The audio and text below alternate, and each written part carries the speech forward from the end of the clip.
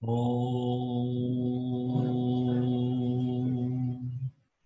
Sadashiva or Shankaracharya Sadashiva Samarambam Shankaracharya Madhyamam Asmadacharya Paryantam Vande Guru Param Param Om Om Shanti Shanti Shanti Om. I got a question from Dave. So it's a very interesting question.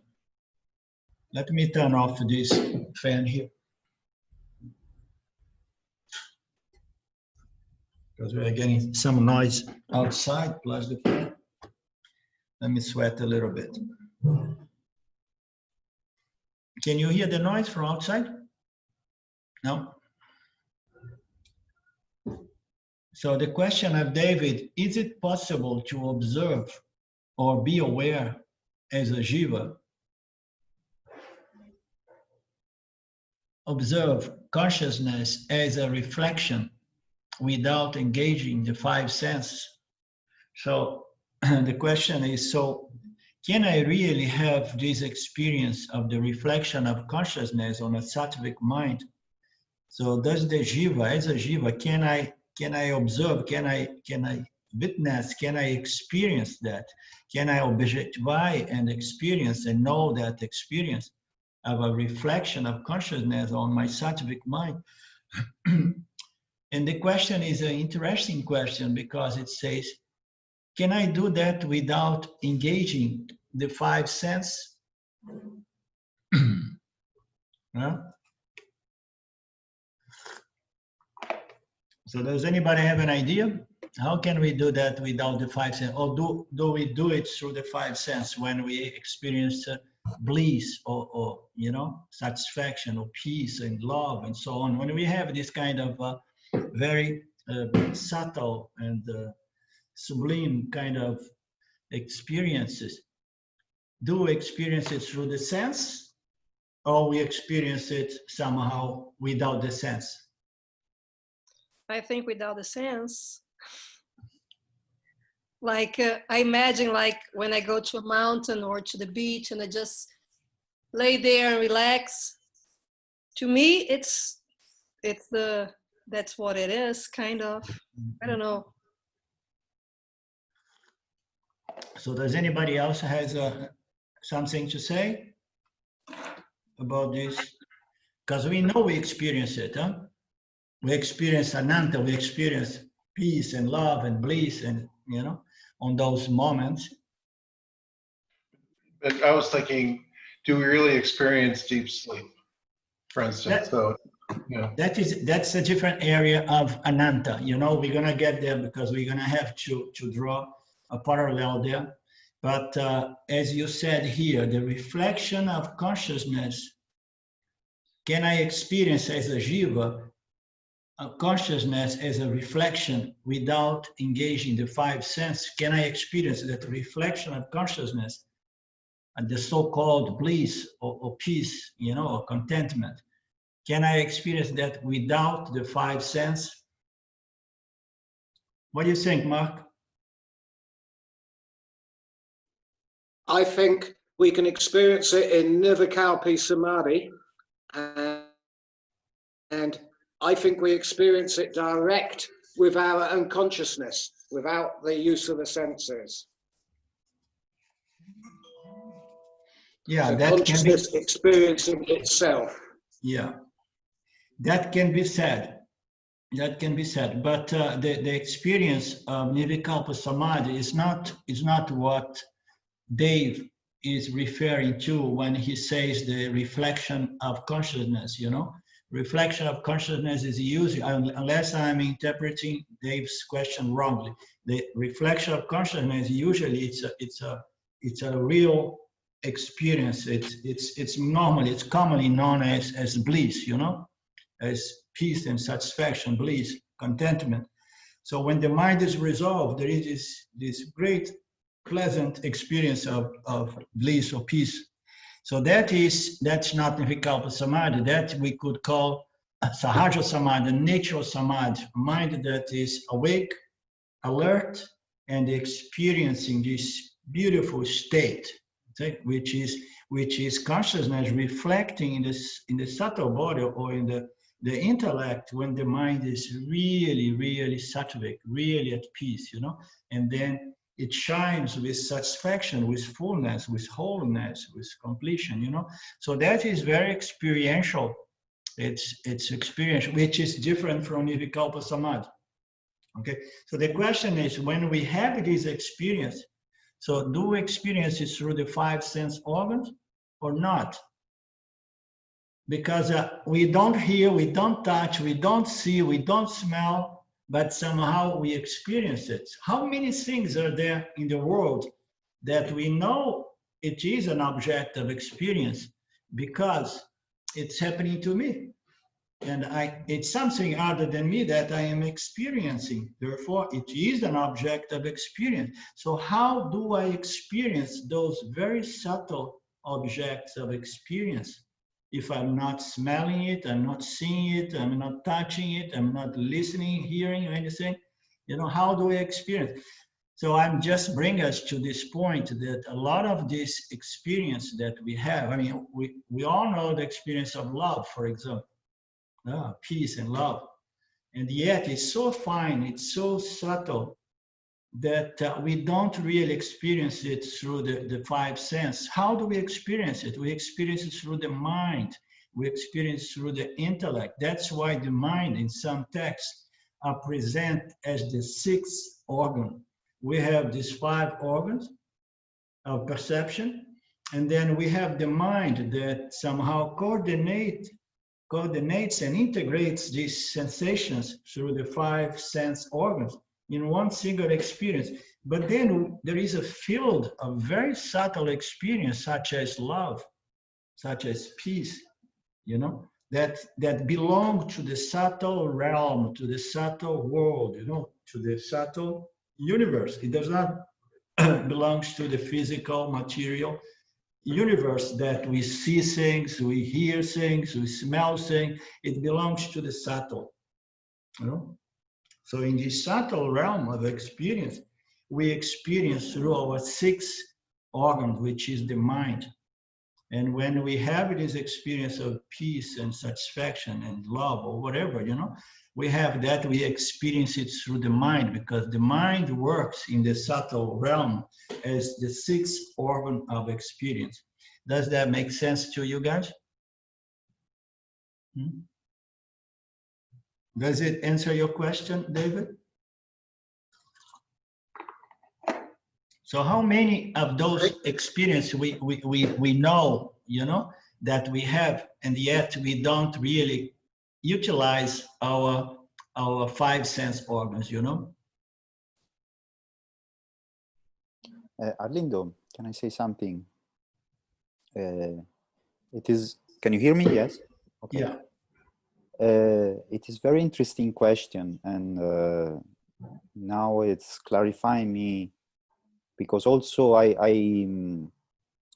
thought about that. It's like that for the inner world. So if you want, even the emotions and thoughts, you cannot experience with the 5 senses. This right? So it's like it is the mind that we can see like the 6th sense of perception, and it's a question that I never realized in this way. You see, the five gross elements, they create the physical material world, you know, universe. But we have the 5 subtle elements that they exist and they operate in the subtle realm, you know, the subtle body, macrocosmic body, you know. So all of that is there. So in our inner, I mean, the inner world of the jiva is one's mental world that is often projected during the dream state. The dream state, we project our inner world, you know, our inner thoughts and emotions, we project it.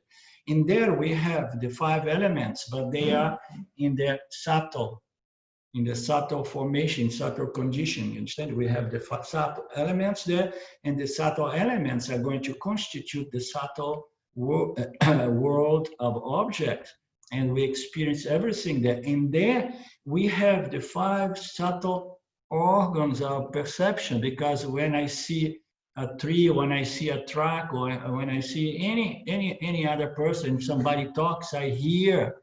You understand? So there is also the 5 sense organs plus the mind operating there. Understand? It's a totally different order of reality. Those are the locus that we can experience when we disassociate from our physical body, you know? So it's a different realm in which we experience through the mind, and there are some subtle sense organs operating there so that we can go in this locus or go into our dream world and experience colors and sounds and taste and everything, words, you know. And so we have these tools, we have these mediums, we have these sense organs there as well. But what is interesting in this question is that when we are in that kind of state of total resolution of the mind, we experience something so subtle, so subtle, so subtle. You understand? And we are still awake, we are still alert, but our sense organs, they are just resting. You know, a lot of the time, even if we have open eyes, we are not hooked to anything. We are just enjoying this object, this beautiful reflection, you know, in a mind which is at total peace. And that is experienced by the mind through the mind, or by the intellect through the intellect, when the intellect is like that. Because the intellect is, after all, the one, or it is in the mind, it is in the intellect that we experience in the world. We do that with the aid of the sense organs and the sense instruments, you know, when we are when we awake and operate, transacting the world during our waking time, you know. But it's the mind that is going to experience it in any case. You understand? It's the mind. So the mind is the 6 organs that a lot of the time experience through the 5 organs. But sometimes it just does not need it when it's extremely subtle.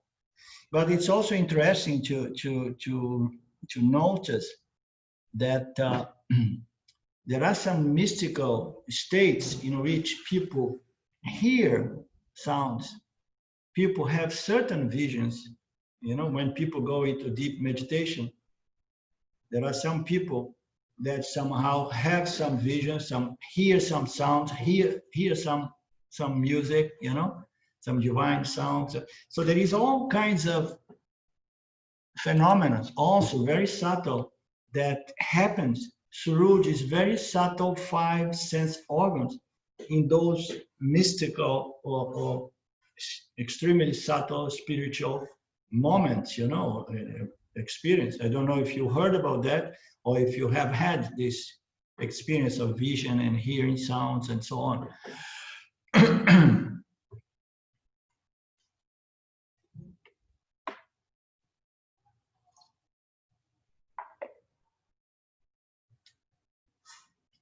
So what else can we say about that? So when you were talking about it too, it seemed like maybe we're kind of jumping ahead, if you will, and really talking about the final kosha, the Anandamaya kosha. Yeah, that's Anandamaya kosha, and it's good you remind me. This is the experience of Anandamaya kosha, okay? And it can be, this experience we can have this experience can be gained in 3 different ways, okay?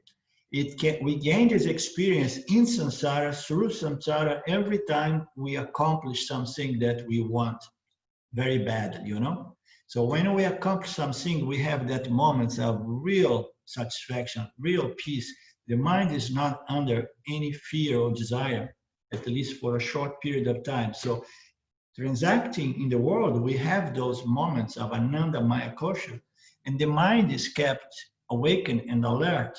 It's just for a short period of time, it's free from this disturbance of trying to gain or trying to avoid things, you know.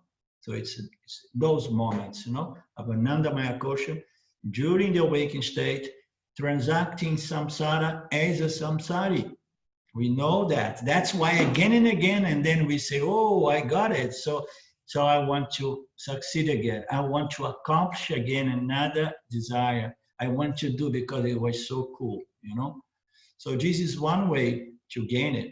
So the other way to gain that is through spiritual effort, spiritual growth. So we grow spiritually, the mind is prepared, and then by knowledge or by yoga, we have these moments in which the mind is resolved and one experience one's fullness, one's satisfaction, which is one's nature, but we experience it as a reflection that gives us a sense of limitlessness. So we have these moments that we can be experienced not as a samsari, running to gain things, but as a yogi or a yani or inquirer, those moments that the mind is so clear by the means of yoga or by the means of jnana that we experience that, and the mind is still present, alert, awakened. So the other experience of Anandamaya kosha that the scripture refer to is the one of deep sleep.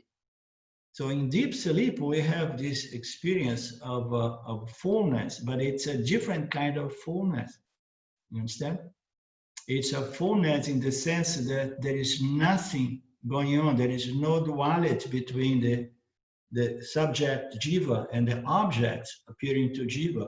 So that duality that is present in the awakened state and the dream state, in the deep sleep, it's no longer there. And then we experience what the scriptures call an indifferentiate ocean of tamas. You understand? So in deep sleep, we go into a state in which there is no reflection.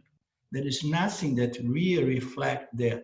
Not even the eye thought, because the eye thought of the jiva in the sleeping state, the so-called pranya jiva, is such a mild, small reflection, you know, that we hardly can really experience and register that experience of non-duality, that experience of there is nothing going on here, you know.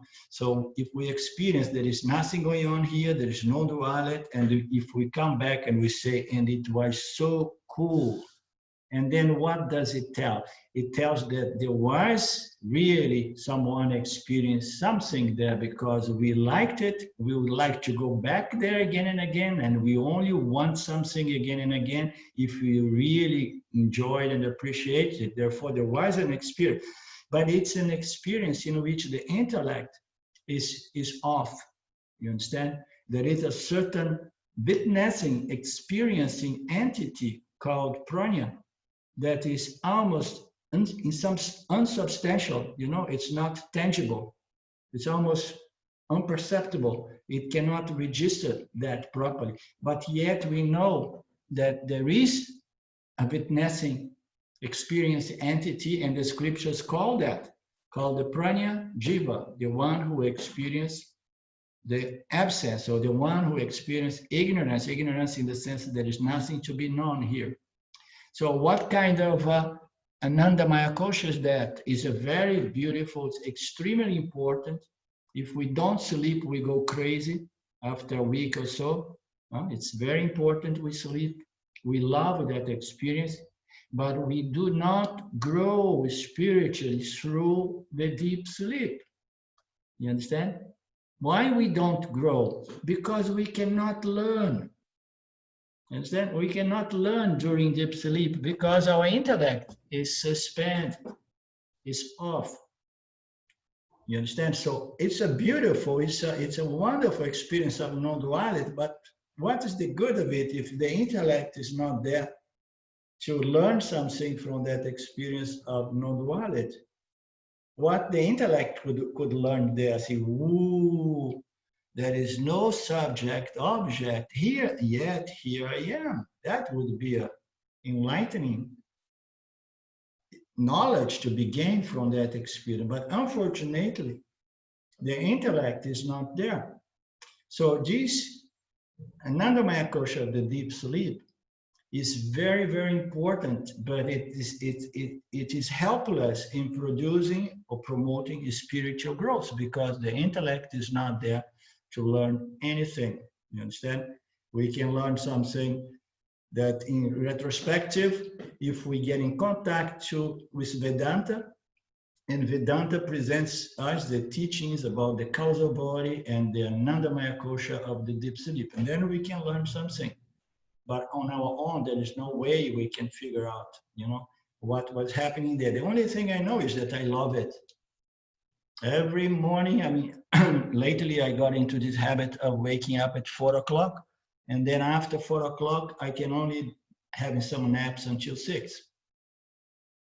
So every morning, 3:30, 4:15, when somehow, my vasanas, they just come alive, and then the mind awakens and begins projecting some dream or pulls me from the dream.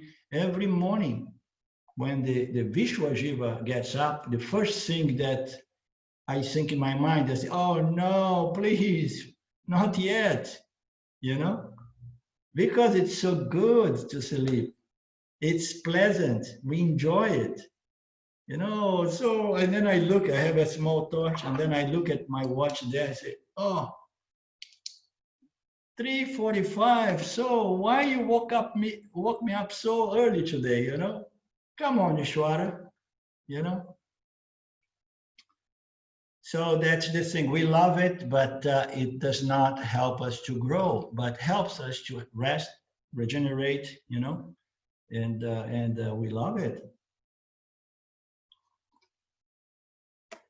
And then there is another sort of Anandamaya kosha, which is the Nirvikalpa Samadhi, as Mark was saying. But I don't understand much the nuance, the difference between deep sleep and Nirvikalpa Samadhi. I would have to find those audios that I heard from Paramarthananda maybe a year, 2 years ago, when he was really going so subtle and so deep, explaining the subtle difference between deep sleep. So I wish I would know where that audio is to go back so that I could share with you, because I did not register much those subtle difference,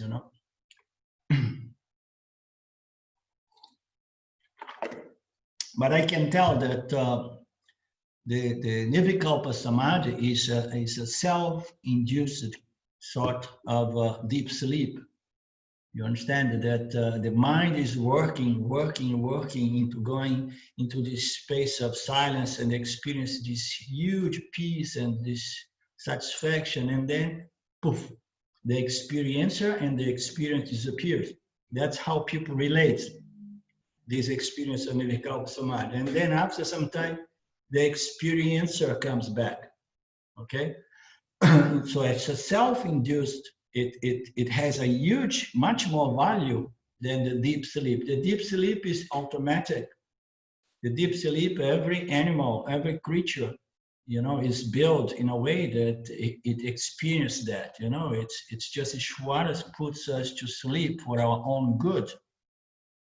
So the Nirvikalpa has much more spiritual value, although it can become a golden chain, as we say, a golden shackle, that imprison the individual, because people who are used to going to Nirvikalpa Samadhi does not want to come out anymore, They come, they feel so great, they feel so good, and they want to go back.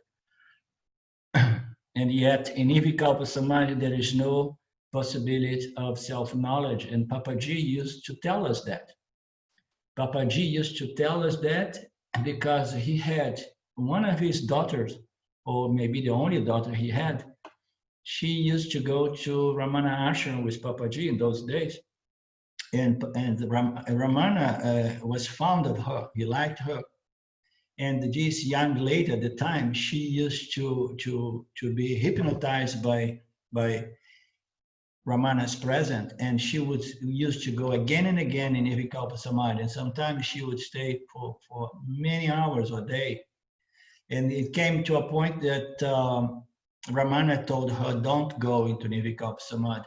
Stop it, stay alert, enjoy the silence, enjoy the peace, enjoy, the love, your fullness, but stay alert. And I read some other passages in his book saying, so don't go there because it's similar to deep sleep. Ramana used to say, it's just a different sort of deep sleep, self-induced deep sleep.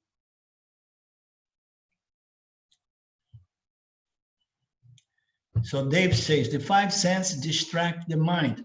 Yeah, the five senses distract the mind, Dave. And that's why most of the meditators, they just want to find a cave, peaceful place, or if they are in the city, they go to their room and then they want to close their ears, put a blindfolder and stay away from any sort of stimulus. So to see if the mind does not get distracted by a smell, by anything, a sound or something that's being said. So the generally speaking, the five senses, they hook naturally to the object and extroverts the mind. And when we go into yoga, into meditation or contemplator, as we present in Vedanta, so when we want to do our sadhana, so we need to prevent the mind from extroverted, because we want the mind to be introspective, contemplating, or meditating on the silence, meditating on a symbol of the self, a symbol of Brahman, or contemplating on the scriptures on self-knowledge, okay? So we need a very contemplative mind and not a distractive, extroverted mind. So the five senses, generally speaking, distracts the mind. That's why we have Upasana Yoga. It's a discipline to control the mind and the five senses. You understand? The sense organs and the sense of actions, they pulls us into the world. We receive and we want to respond. So we need to begin by controlling the sense organs, and then once we have a certain mastery in controlling the 10 senses. The sense of reception and the sense of response, reception and response. So once we have a certain mastery in controlling, without falling into sleep, of course, and then it's easier to control the mind. So the mind is subtler to control. You understand?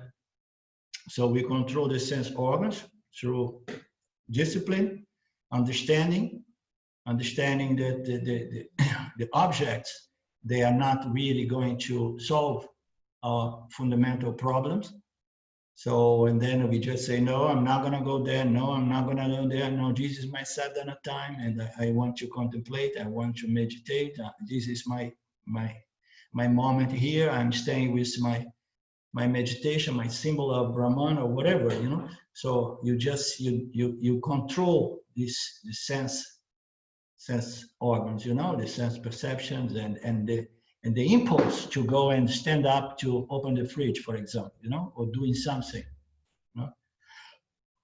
So we need to control this because it's a little denser, the sense organs. So to control the mind, you need to have controlled a little bit the 10 senses, okay? And then it's easier to control the mind. The mind is subtler, but the mind needs to be controlled in a two-way traffic, because the mind is going to be busy not only with what is coming from the environment, but what's coming from its inner world, from one's vasanas, one's impressions. So the mind, to be controlled, you need at least control your connection with this world here, the sense organs, these 5, 10 senses, so that later on you can control the mind from the standpoint of your inner world, of thoughts, feelings, emotions that keeps distracting the meditator,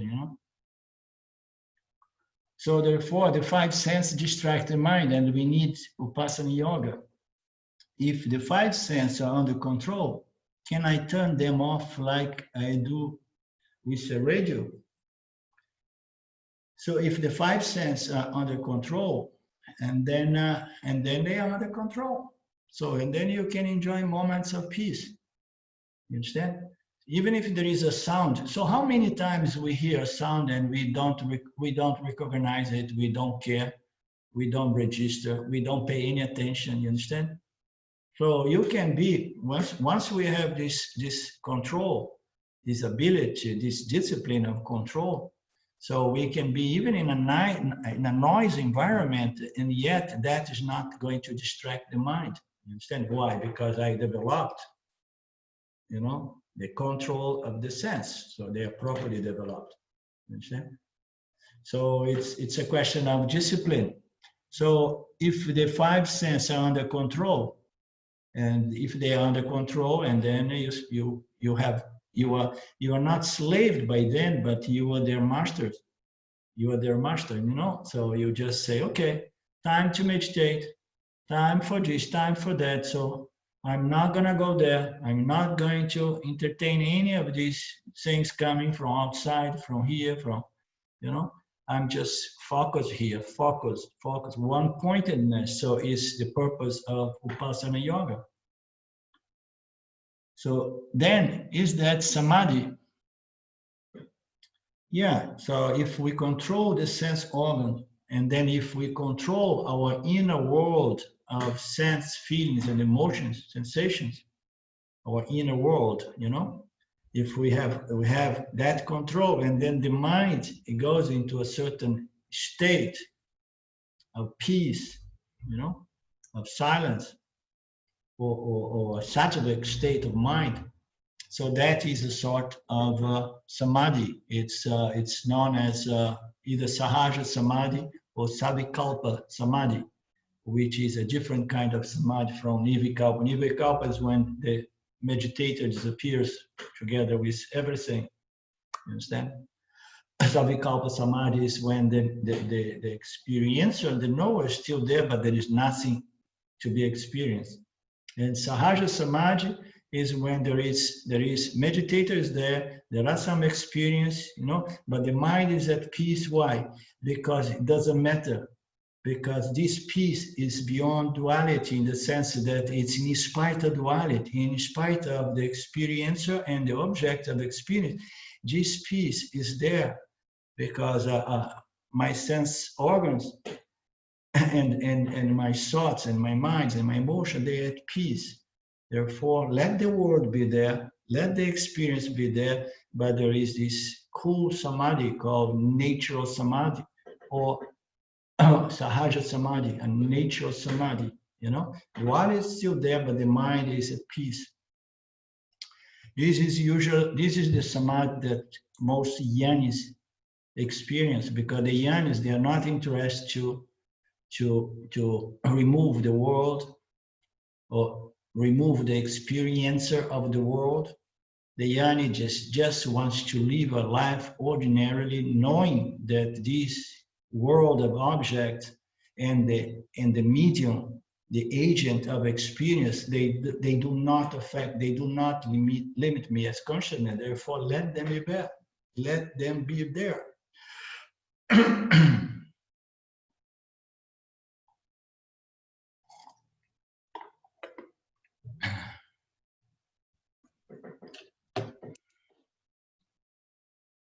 Okay, I think we kind of covered it, and Dave. Yeah, I think I'm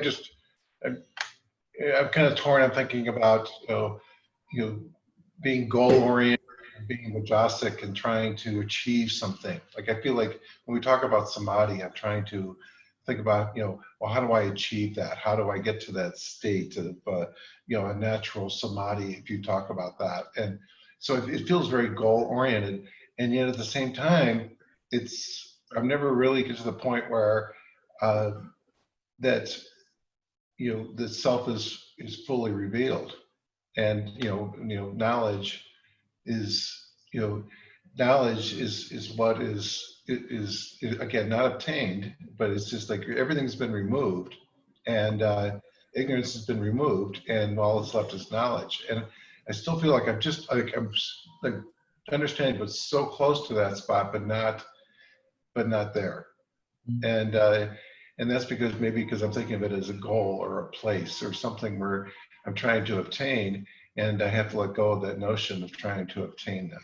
Does that make sense? Yeah, I mean, it's important to acknowledge that it is we need to we need to establish our intermediary goals, and the most important goal is the development of a sattvic mind, or mental preparedness, or mental stability, mental emotional stability. So this refinement of the mind must be our intermediary goal. Why? Because only when the mind somehow developed that kind of purity by the means of Kama Yoga, Dharma Yoga, Upasana Yoga, and Jnana Yoga as well. So the mind comes to that point, and then, only then, the mind is really fit for moksha, you understand? Because now the mind is no longer afflicted, most of the time afflicted, often disturbed, you understand, with rajas and tamas. You understand? There is a larger dominance of sattva in the mind. So and then the person has this contemplative mental condition, that allows it to engage this self-inquiry on a moment-to-moment basis, not needing to run away from the world as well, In spite of the world, you just keep doing your things, but your mind is in that state. So this is a goal, Dave, that cannot be renounced. This goal of mental purification, mental refinement, cultivation, development of sattva guna, a contemplative mind, a sattvic mind. This is a goal that must be there. We cannot reject that, saying like, oh, I should never have a goal. No, this is a goal that is very, very important. You understand? So you are never going to gain anything that's going to resolve your quest for freedom. Never. But you need to have a goal to accomplish something, and that thing is mental purification, mental refinement. Okay, so that is a goal that cannot be just discarded, like a lot of people do in the spiritual world, saying, oh, this is duality, so I'm already whole, full, and complete. Because the notion that I am already whole, full, and complete is only going to have an effect on us if our mind is prepared to really take it in and digest it and accept it and integrate it in my life. You understand? Otherwise, it's just more concepts, and the mind now is torn between the concepts. I want this, I want that, and I'm whole, full, and complete, and this, and So we have to be careful not to do that. You understand? Understand that. So the cultivation and development of sattva guna is the most important goal for every seeker of moksha. Because without that, moksha is impossible. You understand? Oh, no, but I want moksha, but I don't want to do about mental refinement, mental purification, kama yoga. No, it takes years. Who cares about that? I just want moksha. Isn't that the whole rationale behind using hallucinogenics as a shortcut? Say it again. Well, that's the rationale that kind of justifies hallucinogenics as a shortcut to samadhi and or moksha. Even though it's going to be temporary, I just want to take the shortcut. I want to take the ayahuasca. I want to do something that's going to take me there. At least I'll get a glimpse of what it's like. Yeah. So, and we can do that with drugs. We can even do it through yoga, which is yet, gives a glimpse, but leaves us empty-handed because it does not address the fundamental problem. Yoga does not address the fundamental problem. It just helps us to develop a certain state that gives us a certain experience. You understand? So we can have these glimpses by the means of having some a sangha in which there is some shakti or some energy that you keep enjoying that energy, or you can have that by your own efforts doing yoga. But ultimately, it can only be resolved by self-investigation, self-inquiry, self-knowledge. You understand that, David?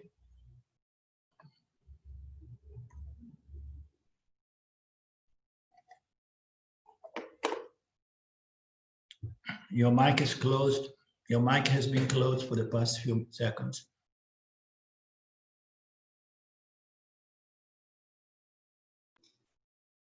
I'm not sure why that space bar didn't work. Yeah, I think it really kind of helps to think about it as an intermediate goal, and that's okay to have one and to work towards that, and just kind of again kind of creating the environment that others maybe can easily go to when they go to the top of the mountain or they go into nature and they can just sit. I mean, we're just trying to create that environment. Yes, definitely. So that we can create a sattvic mind, and so that makes sense. And yeah, it brings us again and again back to organizing our life, establish our values, our goals. What I want of my life, and then reorganize my life, simplify my life. Because if I want to be a millionaire, work to be a multi-millionaire, and at the same time I want moksha, of course, it's that those are kind of conflicting goals. They are conflicting goals because, I mean, as we know, unless you cheat and do some adamic things, so working honestly is not. It takes time until you become a millionaire. You understand? So if you want moksha, so almost invariably we need to simplify our life, and we have to say, okay, this is my main goal. I understood that is the only resolution, is the only source of peace and security, self-knowledge. And then I'm going to let go of, of working, try to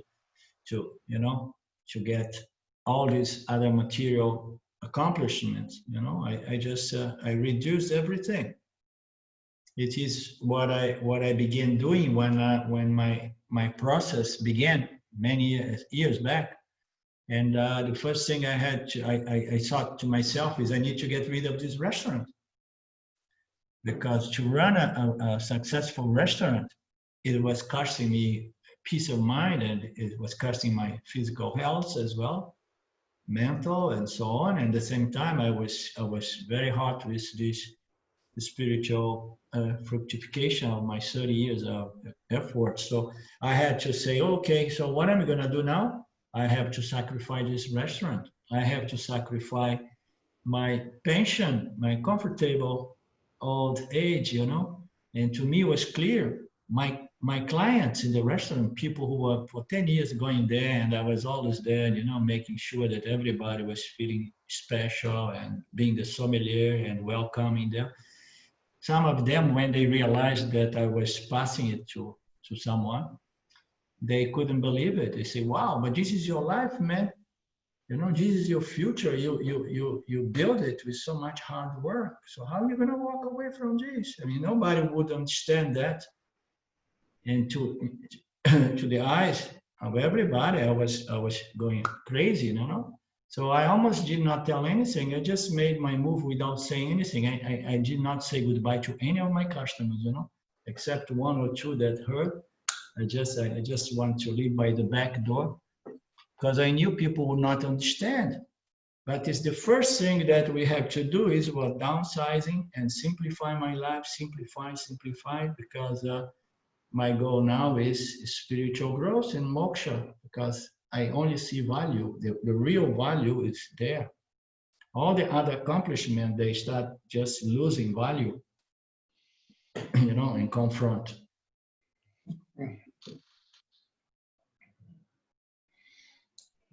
Thank you. Can I ask a question, Arlindo? Yeah, who said? Hey, Luciana. Okay. Okay. Do I have to confrontate my vasanas to get rid of it? Or if I go to the cave? Because I read the other day in a book that is useless, like you say also, no? It's useless to go to the cave and meditate if you're not prepared for that, because you're just trying to skip the world, right? To escape the problems and stuff. But I was thinking, if you were there, sitting there, doing nothing, you are not confronted with your vasanas, and so there is no way to get rid of that if you don't confrontate with that. So basically you have to have the experience to confrontate your vasanas to kind of, and then the meditation, it's only like, no, basically it is to settle your mind to a point that you are able to confrontate your vasanas on the correct way. And you understand what I'm trying to say? Yeah. It's Yeah. like I'm trying to understand that, like how that works. Like who goes to the cave and meditate there is, most of them is like just to escape the world, but nothing happens because they are just there and not dealing with their problems. Yeah. So your question is typical of most of us when we come to Vedanta and we become aware that we are being moved and governed by our vasanas. And then immediately we have this thought, I need to get rid of these vasanas. You understand? I say, how can I cancel it? How can I, confront that and just remove it, neutralize this vasana? I don't want to be pushed around by this force of habits and tendencies and so on. And so it is a common question, and it's a common anxiety of most people when we begin this Vedanta, But the fact is that the vasanas, they are built in time. It takes a lot of time for these vasanas, these tendencies, these patterns, these habits, repeated actions in a certain way is going to building these samskaras, these patterns, these vasanas. So vasanas build in time, and they are neutralized in time as well. There is no quick fix for that. And you are right that these vasanas, they're escaping the world and going to the forest or to a cave or an ashram is not the answer, because the vasanas, they don't go anywhere. You're saying, you don't leave the vasanas when you leave your house, when you leave Milano, the vasanas, they go with you. You understand? They are not really removed. They don't go anywhere in that sense. They remains with you. And then now you are you and your vasanas, and you are in a forest, and you are in an ashram, in a cave, and they are going to attack you. They are going to drive you crazy, and you don't have the field, the Dharma field, to transact. It's torture. It's literally torture. You understand? So the way we do this process of purification or convection of vasanas, you want to those stupid vasanas, that binds us to samsara, we need to convert them into spiritual vasanas, good vasanas, you understand? And the way to do that for us, householders, is through Karma Yoga, you understand? Karma Yoga is the key. And you're going to reprogram your vasana load to the degree that you absorb, you assimilate this knowledge of karma, dharma, and then you start living in harmony with dharma. and you act in harmony with Dharma, and you use your karmas, your actions as with a spirit of gratitude, of contribution to the field, and you start developing this this vision that the field of actions is Ishvara, everything is the Lord, and then your bhakti, your devotion start growing, your appreciation for life. Instead of complaining, you start saying thank you, thank you, thank you, and then receiving whatsoever life brings us as an opportunity to learn more spiritually, grow more spiritually. So it's a totally change of attitude that begins with a knowledge of these laws, these karmic, physical, psychological laws that govern the experience of all human jivas. We need to understand that. We need to see all this order as this intelligent being called Ishvara. You understand? We need to understand my relationship with the field so that I begin align myself with Ishvara, with these cosmic laws.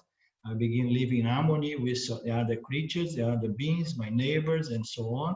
And in this process, my actions, my vasanas, they go naturally, they go into this process of purification, because now I'm developing a karma yogi vasana, a vasana of gratitude, a vasana of devotion, a vasana of worship, appreciation, a vasana of contribution to the field, you know, of giving more and taking less. So all these spiritual vasanas, they are going to neutralize those vasanas were totally based on self-ignorance or spiritual ignorance, those petty desires and fears for my self-centered, you know, goals and, you know, I and mine. And so all of that is going to give place, is going to be gradually converted into another sort of vasana load, you understand? And then when you see your mind is being populated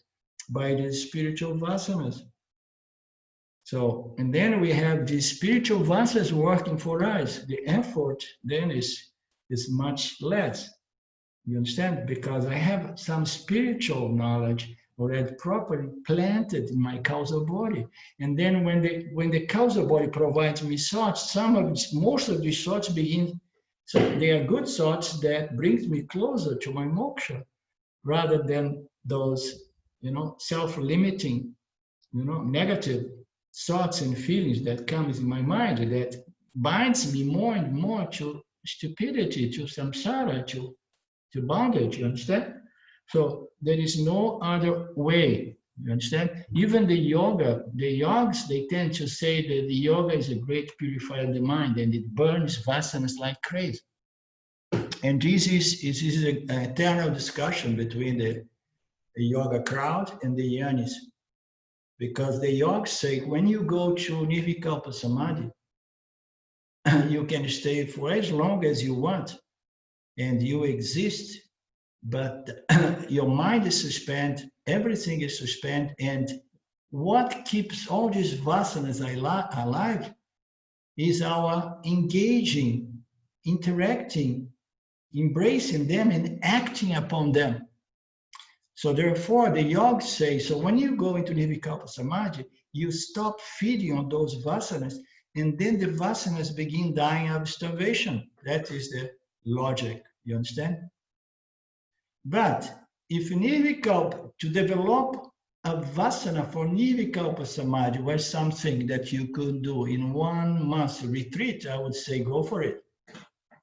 Do a 1 month retreat, develop a Nirvikalpa Samadhi, go to a cave, stay there 10, 20 years, and then you come out radiant because your vasanas are going to die of starvation, because you're going to be, with your mind suspended, your vasanas are going to be suspended. And the way, to the degree that we don't feed on them, we don't engage in them, they begin dying of starvation. So the problem with this notion is to develop a vasana for Nirvikalpa Samadhi. It may take several lifetimes, you understand? It's not easy. It takes enormous training and effort. Some people are born with Nirvikalpa Samadhi, vasana. Some people try for some time, and then they quit. And then in the end, the best way, the natural way is through karma yoga. You purify your mind, you know, in spite of all the rajas and tamas that still operate in one's mind, but you are purifying the mind. The mind is being resolved. This love for the Lord, Ishvara, and for the field, and then you work in harmony with the other beings, the other creatures. You don't produce conflicting karmas. You don't produce conflicting emotions. You know, you are just you are living a conflicting, a free life to a certain extent, and life becomes better and better. One feels more happier and happier. This is the natural way to prepare the mind for moksha, to purify, to refine the mind. You know, it is, in another language, is converting all those self-limiting, self-insulting, ignorance-based vasanas. We begin converting them into spiritual vasanas.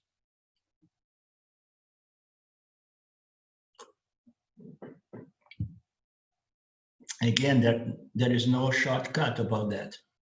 I wish there could be a shortcut, but there isn't as well. Yet, what I like to often say is like, but anyhow, even if it takes 10 years, who cares? Is there anything better to do in life than to work to my spiritual elevation and growth, wherever we are, you know? It's the best game in town. Why? Because I'm now working to gain or accomplish things. I'm working to purify my mind. The mind is the primary organ, the primary instrument. If my mind is pure, I can enjoy the world through my 5 senses, my 10 senses. I can play with the world. My mind is primary instrument of experience. It's pure, it's clean. And then I can be an enjoyer of the world. Forget about moksha, but I can enjoy the world because my mind now is pure. So I'm working to prepare my mind, purify my mind, you know, refine my mind. This because I understood if my mind is pure, I'm going to enjoy anything, even if it's not good. That's why Ranji likes to say it's good when it's good and it's good when it's not good. You understand?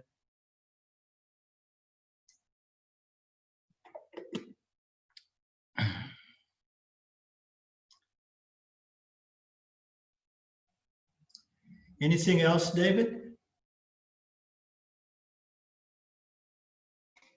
No, I think it's like you said, like it's all prasad, and I like that term.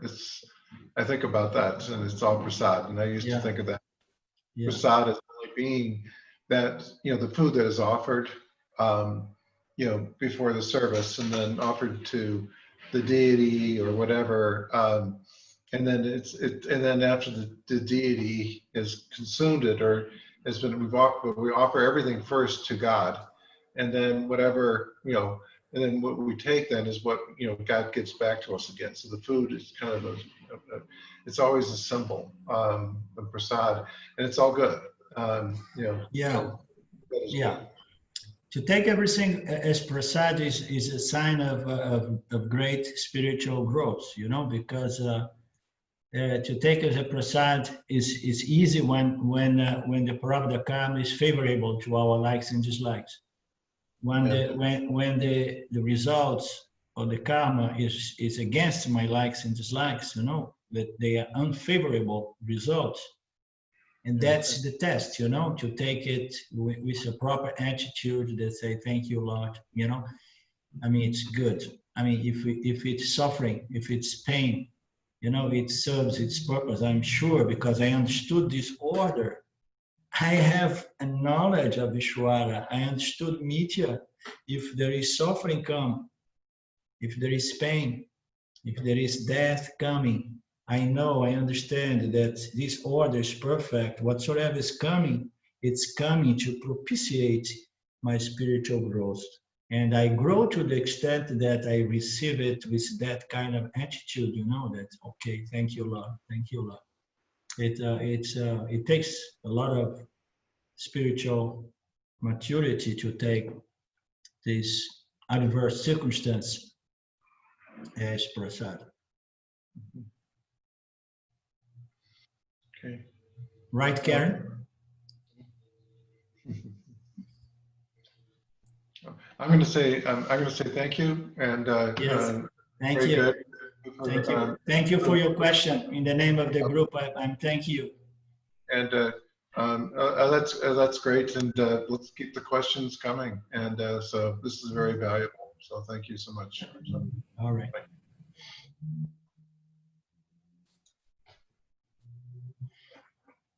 Okay, so does anybody else would like to say something? Can I make a little question? If we have time. Of course.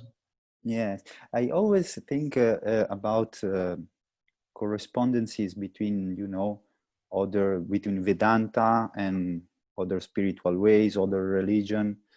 And I was thinking about Christianity and Jesus.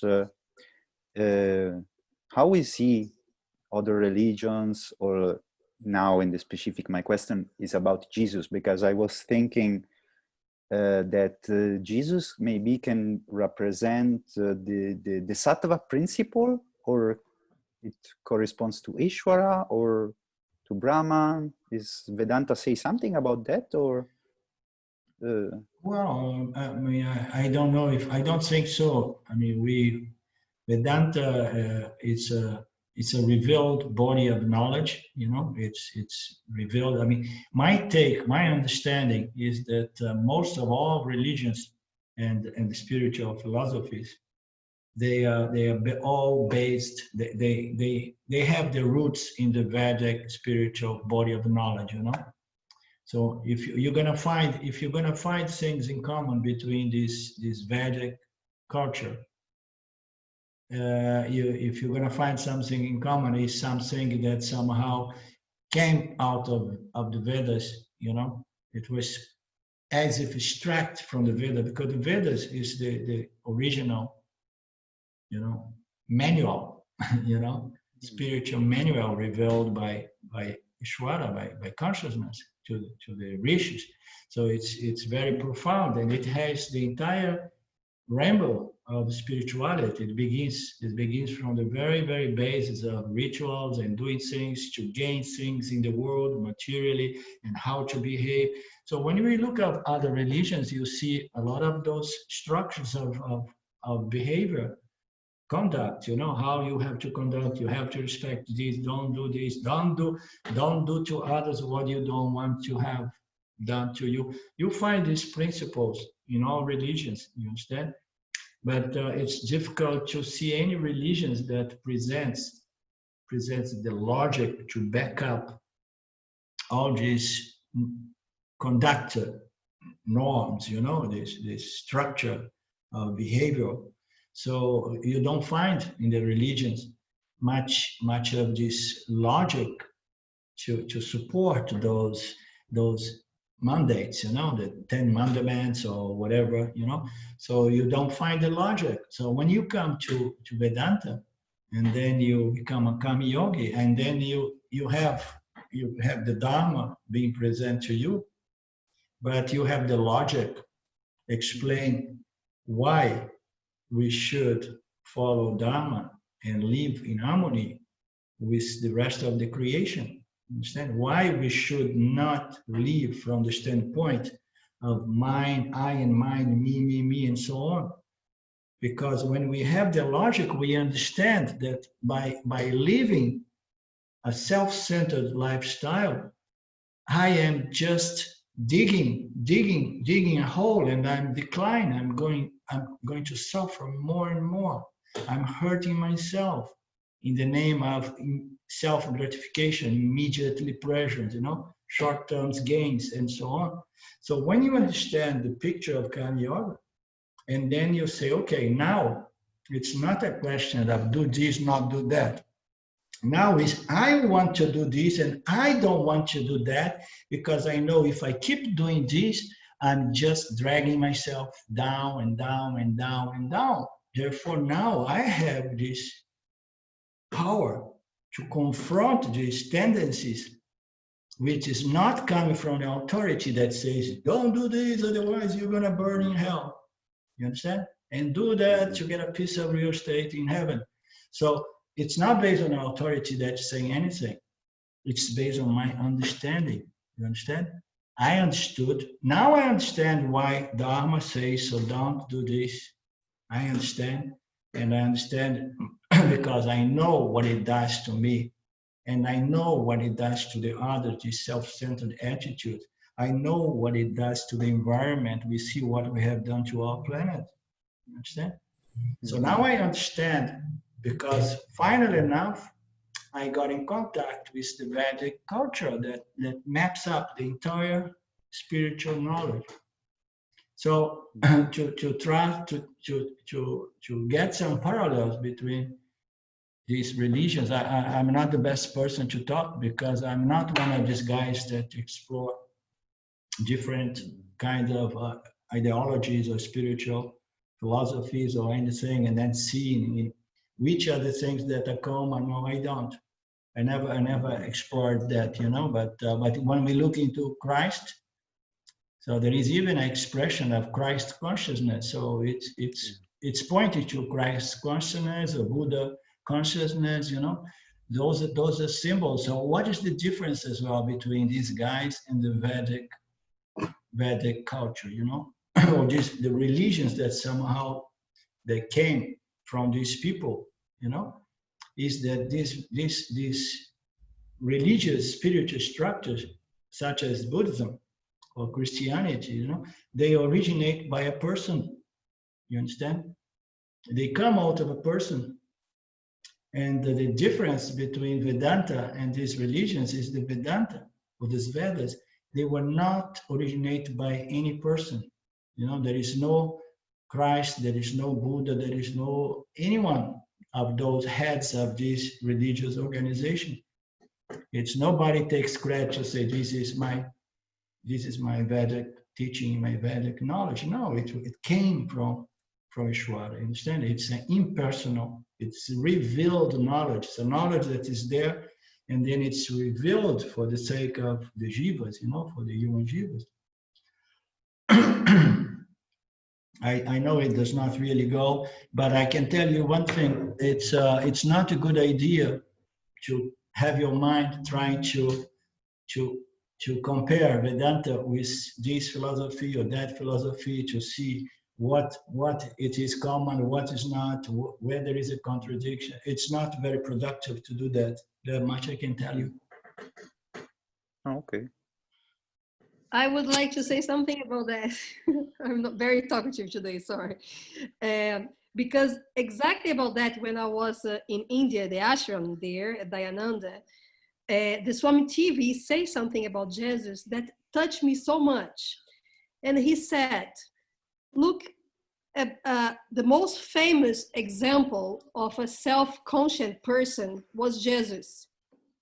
He was a guy who existed, who came to the world as a man, and he was a very sattvic mind, and he was just he was self-conscious, no? He had the bliss, and that's why he did all because he knew that he was not this body. He knew that there was something more. He knew that we were all this conscience, these warners, no? So that was very nice, and that touched me because it made a lot of sense to me. Yeah. That beside any religion, he was just Yeah. a guy who was there, where that he was much more than this body. And anyway, I don't know if it's very interesting, because a lot of people, there are millions of people who have this self-realization, self-knowledge, but very few people become famous, and Jesus is one of those, you know, became famous.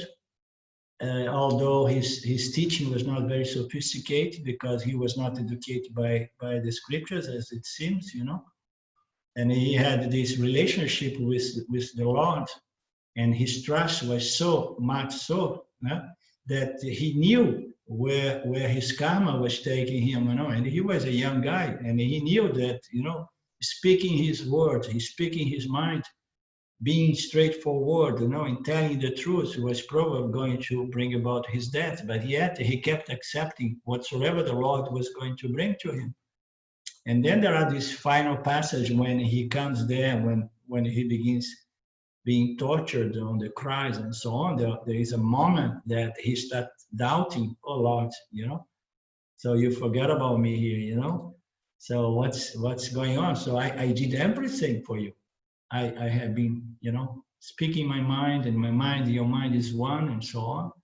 And now, you know, and then there was a moment of clarity that he said, no, this is all karma. These people, they are living under ignorance. They don't know what they are doing. They are killing me, but they do not know that they cannot kill me. And then later on, people made what they want to make, to instrumentalize that story. Oh, he was killed to pay for our sins, and now we in debt with him, and so on, you know. So I mean, whatsoever this structure called Christianity did out of that, I don't know. Again, I'm not I don't study those things, you know. But as we know, it did not do much good to societies, you know. Wars and killings and all kinds of things have been. But anyhow, I'm for sticking to the Vedic culture, Karma Yoga, Dharma Yoga, and Vipassana Yoga if we're inclined, and Vedanta, because this is the foundation of all religions, you know. Some people like Jesus did not teach properly because they were not trained by the scriptures. So even Buddha did not, the life of Buddha is beautiful. I love it. I used to mention Buddha all the time in my old satsang, you know. But yet he was not of great help to people, to enlighten people, to free people, because he did not have a proper teaching, you know, methodology. So as we say, there is nothing more sophisticated, not better, more efficacious than Vedanta and the Vedic teachings, you know. But that's my opinion. That's my understanding. I don't deal with people when they come to me in Brazil, trying to compare and trying to say, oh, this philosophy and this is different, this is contradiction, I think this and that. I say, hey, don't go there, don't get me involved with that, because here we are just concerned to unfold the teachings of Vedanta. If you feel inclined to stay with it, if you want to go all over the world, because there are a lot of people who have knowledge of all these philosophies. There are a lot of people who really have knowledge of the difference between there was a guy in my group in Brazil that he was a pain, and he insisted until I blocked him once for all. I was silencing him because he had a huge vasana to become a guru, because he had a huge knowledge of all these different philosophies, you know, and he was there just trying to show up. And by the way, one could say that it was just academic knowledge, you know. The guy was burning with desire for recognition, for example. So you can have knowledge about the difference between all these philosophies, these spiritual structures, you know, and yet that's not going to serve the purpose to free you. But that does not mean to say that if you are a Vedantino, and if you have self-knowledge, that you cannot explore as a hobby some difference between those philosophies, you know. So you may even engage as a hobby later on to look into that. Swami Paramarthananda has a small understanding, a little bit of understanding about different philosophies. You know. So you know, Orlando, is that I think that if you have a knowledge, you can say my old knowledge, a lot of notions, I think at the same time you have to, maybe I think wrong, but you have to resolve it, because it can disturb your mind. If you mix up the old knowledge with the Vedanta knowledge, so in a certain way, I thought that I had to a little bit resolve the old notion, because otherwise I see a notion of Vedanta, and then my mind goes and say, okay, but my old knowledge was this, so it gets conflict. So Yeah. I also do this work. I don't know, maybe this is useful, maybe, I think, because I need a mind that is clear if I stick to the Vedanta, right? What we usually say is like that. What I like to say is, so when you come in, so leave your mind, your notions, your concepts outside of Vedanta, you know, and just enter the temple of Vedanta and forget everything. Why you invite, the same way we leave our shoes outside the Satsang hall, you know, leave our minds, our notions, our concepts there. It's not that we want to brainwash anybody. Later on, you can go and revisit your mind, but for a period of time, leave it, drop it. Why? Because if after 5, 10, 20, 30 years, if those notions did not really free you, you know, did not really resolve your fundamental problem. So what is the problem about dropping it for some time? You understand? So drop it, because if you keep comparing all the time, Vedanta is not going to do its work. You need to have a very receptive mind and flexible, open mind, so that you receive. And then what happens, and I tell you from my personal experience as well, I mean, once you start really assimilating, understanding, seeing the beauty of Vedanta, you see those other notions as some knowledge mixed up and masquerade as some ignorance mixed up with some knowledge, but overall masquerade as wisdom, you know. You start seeing the flaws in those other concepts, but first you need to develop the Vedantic vision. Once you have that, and then you can distinguish knowledge from ignorance, you understand? So we collect a lot of ignorance in the name of wisdom in the spiritual world. Mm-hmm. And the best way is to leave it all aside, develop, submit your mind to Vedanta, begin developing this vision, understanding from the standpoint of Vedanta, this clarity, you understand? And then, only then, you're going to have a good intellect able to sort out what you had left aside, what in that bag is knowledge and what is ignorance. And then you will see that there is a whole chunk of knowledge, of ignorance there that has to be discarded. And then whatsoever knowledge that was there is the knowledge that you already realized you got from Vedanta, you understand? Because this is a source of pure knowledge. It's pure knowledge. Why? Because it was released, revealed by Ishvara, which is pure sattva. Pure sattva, you understand? Pure knowledge. So this is the source of pure knowledge. And in the spiritual world, we pick up a lot of junk. Piece of knowledge mixed up with people's interpretations of their own experience, people's interpretations of what they read in books, and then they recycle what they heard and read, and they write more books. There is a lot of junk outside there, which is some knowledge mixed up with a lot of confusion, ignorance, you understand? And we by ourselves, unless we have a clear understanding of what pure knowledge is, we can never sort out and separate from those bags what's knowledge and what's ignorance. Does it make sense to you, Claudio? Yes, absolutely. Yes, I do it not so much, but I do this this confrontation. I dedicate time to this. So this is useful to me that you say to me, because maybe I have to. And we do that. We do that, Claudio, until we come to a point that we see the value of Vedanta. Once we have a huge value for self-knowledge as presented by the Upanishads, you know, when we have this clarity, wow, you know. Yes. Only then.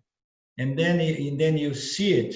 And then when you look to all the things, you say, oof, you know, I can understand truth, there is some truth there, but it's diluted, mixed up, blended with some stupidities and some, you know, superstitions and personal ideas, interpretations, because there is everything in the spiritual world. Yeah, okay. No, it makes sense to me. It's okay because in a way or another, your mind will be resolved. So it's okay. Yeah, and moreover, you're going to understand what knowledge is and what ignorance is, and then you don't go back to pick up. You see, when we don't know what knowledge is, because we haven't been with Vedanta, with the Upanishads, with the Vedic body of knowledge, we don't know what knowledge really is. When I say knowledge, it's spiritual knowledge, okay? We don't really know. But we are spiritual seeker for 10, 20, 30 years. So we picked up a lot of things.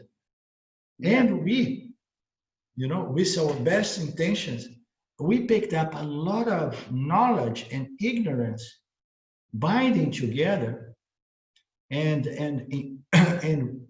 trusting the gurus, trusting the people, because they were wiser than me. We swallow the ignorance mixed up with the knowledge. Once we swallow that, we digest it, we process it, it goes into our system, and then it's difficult to somehow, how you say, there is an expression when you want to detox your body, Yeah, absolutely. It becomes difficult to get rid of those toxins because it's integrated in your system, it's digested, it's processed, it's in your cells. And so that is the trouble, you understand? Because we swallow these things and we believe, no, Jesus, it has been my knowledge, my notions, my spiritual notions, and you understand? And now, how I'm going to sort out what is knowledge and what is ignorance if I already have been taken in and digested and so on, So the only way is to leave it all aside. Okay. Expose your mind until you really know what knowledge, spiritual knowledge is. And then naturally, all these toxins are going to be eliminated from your system, all these bits and pieces of ignorance, masquerade as knowledge, they are going to go naturally, because you are holding on to knowledge. Now you know what knowledge is. You develop this huge shroud of confidence, trust in the scriptures, and then you don't need to do it. It's enough that you just stick to the religions. You don't need to sort out what is knowledge and what's... Just imagine going all around the spiritual world trying to sort out what is knowledge, what's ignorance, It's an unnecessary work. If you have a source of pure knowledge, just stay with it. Once we stay with it, once we get in contact with it, you can go even from a distance. When you hear some people say something, immediately you can detect that there is a lot of ignorance there. You understand? I'm talking from my first-hand experience as well. I can smell it. I mean, when I see the kind of people, what they talk, what they say, I can see more or less what's the level of ignorance that they have swallowed, or the level of ignorance that those teachers are promoting, because I understand now what is spiritual knowledge. But first we need to assimilate this spiritual knowledge. Okay? Okay, very clear. Thank you.